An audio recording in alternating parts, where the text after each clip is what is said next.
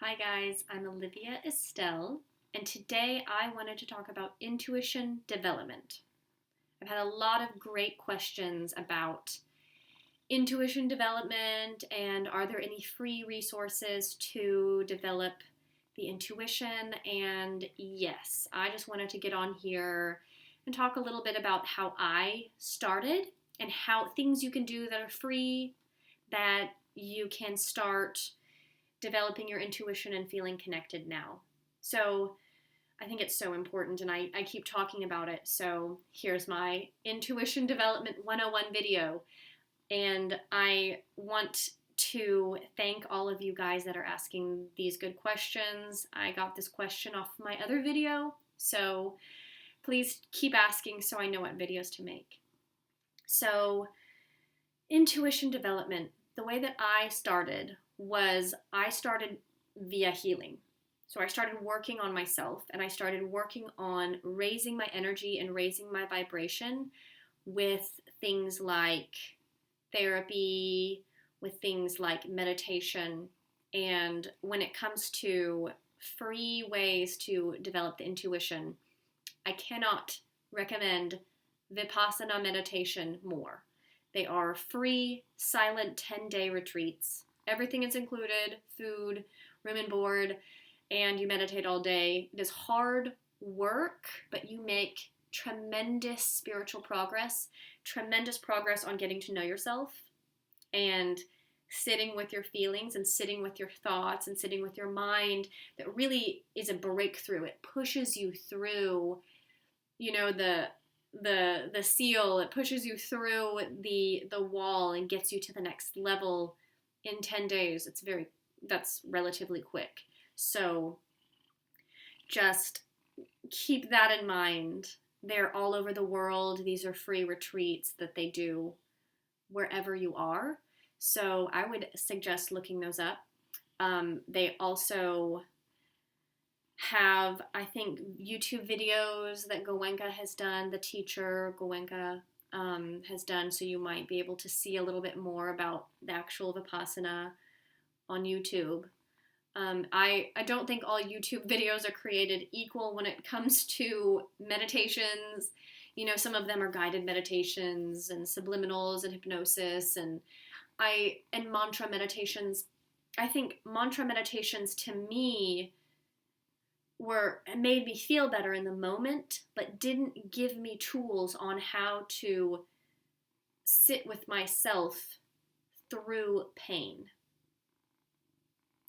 and see through a storm, see through an emotional upheaval.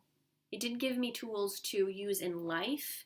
It gave me something that was nice to escape with, so I'm not saying mantra meditations aren't bad. It just didn't help my intuition development. It didn't really seem to help my spiritual growth, but it is a better alternative to other things that you might use to escape. So I'm not knocking it.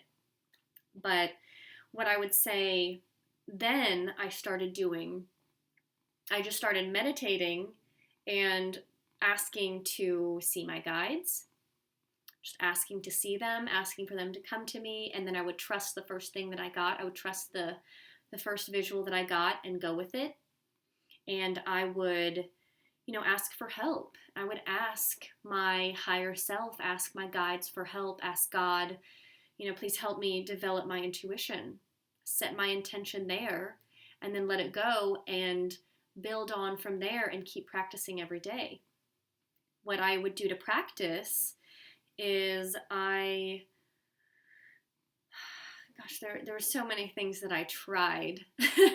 I would practice by visual. I would practice the different clairs. I would practice visualizing. I would practice listening. I would practice listening to my thoughts. I would practice noticing my thoughts. I would practice, and that's a way to get in touch with what you're thinking. And then I would practice like a clairsentience practice or an empath practice where I would just really feel myself. What do I feel now? Ask myself like all day, okay, what am I feeling? What am I feeling? Making it a habit, making it a practice. Because I realized that some of the the biggest times of flight, or the biggest times that I would try to hide, were times that I was trying to create an emotional state. And so instead of saying going to the pantry and eating something, I started tuning in to see what emotional state I was in and what I wanted to create. And then work on creating that emotional state.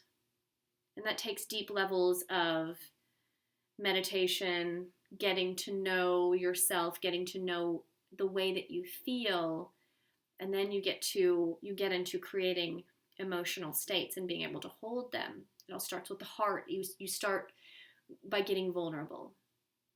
So that's something that like a hardcore practice like Vipassana would help you do, is it helps kind of break through some of those walls so that you do have better contact to the heart, because you've already broken down some of the heart's walls. And it's already been a supportive practice to see you through potential storms when that does happen. Because I do know that, when we first start connecting to our intuition, connecting to the heart, connecting to our inner child, our original intuitive state was when we were children. So reopening our intuition is reconnecting to ourselves as children.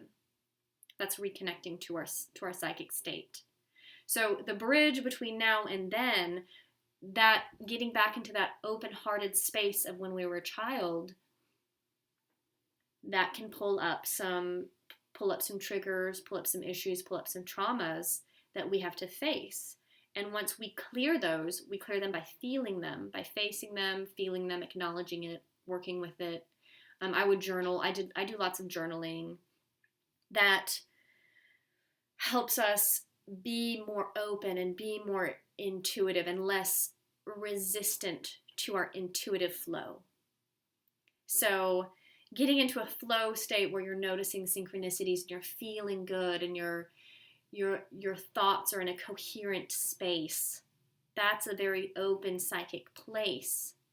And we get there through clearing out our traumas, clearing out our blockages, because that psychic place is a very natural state.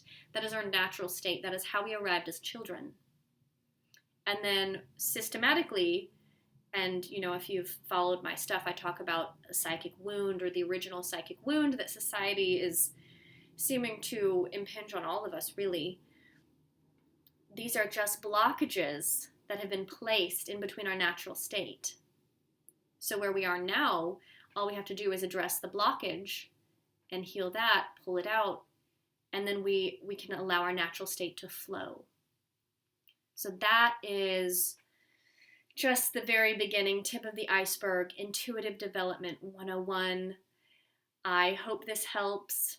We will have to get more into this in another video. I'm going to get more into spirit guides and connecting deeply. I'm hoping to do some meditation videos as well, some guided meditation videos, especially to get us through stressful times that we're in.